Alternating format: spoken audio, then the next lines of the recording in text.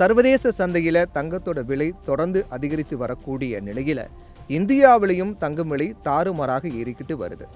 தினம் தினம் தங்க விலை புது உச்சத்தை தொட்டு வரக்கூடிய சூழ்நிலையில் கையில் இருக்கிற தங்கத்தை வித்துடலாமா, முதலீடு பண்ணுறது சரியா? பொருளாதார நிபுணர்களுடைய ஆலோசனை என்னவாக இருக்கும் அப்படிங்கிறது தான் இந்த வீடியோவில் பார்க்க போகிறோம். ஏப்ரல் 14 நிலவரப்படி சென்னையில் 1 கிராம் தங்கத்தோட விலை 6780 ரூபாய்க்கு விற்கப்படுது. சர்வதேச சந்தையில் சர்வதேச அளவில் ஏற்படக்கூடிய சில மாற்றங்கள் தான் தங்கத்தோட தொடர் விலை உயர்வுக்கு காரணம். உலக அளவில் முதன்மையான லண்டன் புல்லியன் சந்தை தங்கம் விலை நிர்ணயத்தை தீர்மானிக்கிறதுல முக்கிய பங்கு வகிக்குது. இந்த சந்தையில் இப்போ தங்கம் விலை வேகமாக ஏறிக்கிட்டு இருக்கு.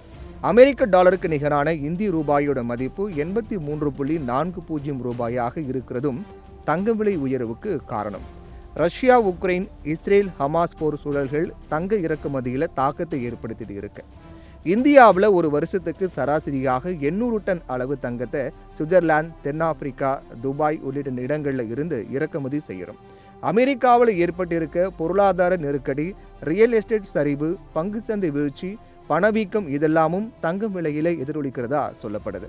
பொதுவாக பணம் இருக்கப்ப தங்கம் வாங்கிடணும் அப்படிங்கிற ஆலோசனையை எல்லாருமே கேட்டிருப்போம்.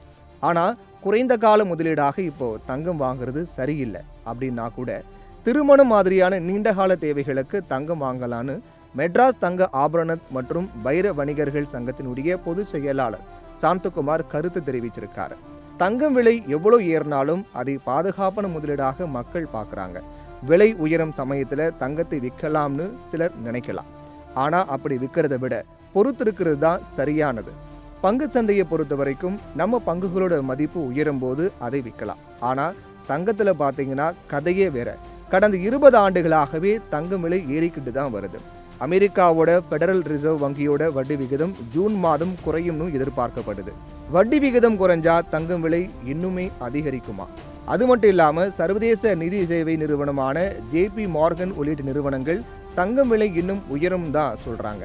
இந்த சூழ்நிலையில தங்கத்தை வாங்குறது சிறந்த முதலீடாகவும் பார்க்கப்படுது. ஆனா தங்க நாணயம், நகை மாதிரி வாங்கினா செய்கூலி சேதாரம்னே 20 விழுக்காடு பணம் போயிடும். உதாரணமா 100 ரூபாய்க்கு தங்கம் வாங்குறீங்க அப்படின்னா அதோட மதிப்பு மட்டும் 80 ரூபாய் தான். அதுவே பத்திரமா வாங்கினா அதோட மதிப்பு 105 ரூபாய். அதுபோக ஆண்டுக்கு 2.5 விழுக்காடு வட்டியும் கிடைக்கிறதால இதுவே லாபகரமான முதலீடாக அமையும். ஒருத்தர் அதிகபட்சமாக 4 கிலோ மதிப்பு வரையிலான தங்க பத்திரங்களை வாங்க முடியும். தங்கமாக வாங்குறதை விட பத்திரமா வாங்கும்போது கிராமுக்கு 50 ரூபாய் வரைக்கும் குறைவாக கிடைக்கும் என்பதும் குறிப்பிடத்தக்கது.